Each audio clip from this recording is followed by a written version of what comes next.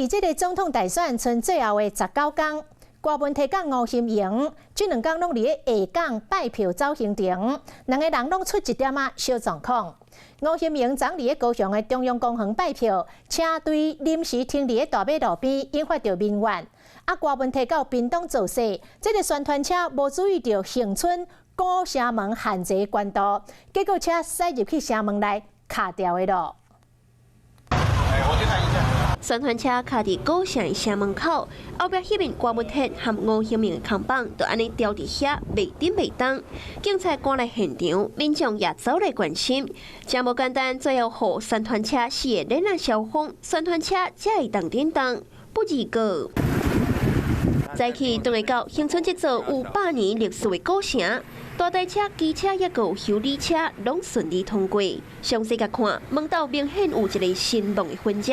行入西门，抬头看，原本就有真侪大大细细的口痕。伫早暗宣传车开入来，佮加这2条长长的痕迹，真明显。伊无注意到，所以怎直接入去，这应该是不小心啊。今天也会联系屏东县政府，看看后续如何协助这个支持者，来协助我们这些相关的处理。 昨暗，民进党总统候选人郭文摕到南到屏东来造势，严过其中一个协助洗宣传车的人，敢若是对路况无熟，才会无细力迫害高职，可能会违反资产文物保护法，会当罚新台票50万到2000万。好佳在东部表示会提供协助。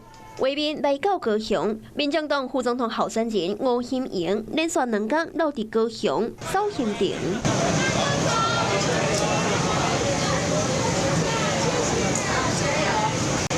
今日一透早就前往传统市场，和民众亲切互动，甚至配合翕相。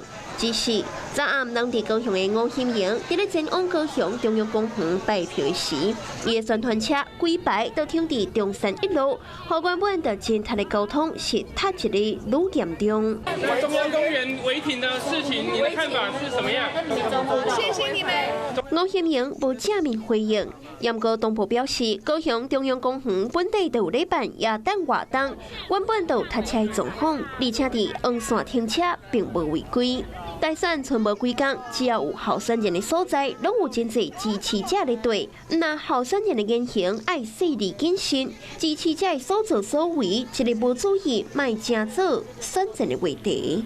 Hello， 我是蒋欣梅，想要抢先掌握最及时的新闻资讯吗？赶快订阅、按赞、开启小铃铛，锁定华视新闻 YouTube 频道。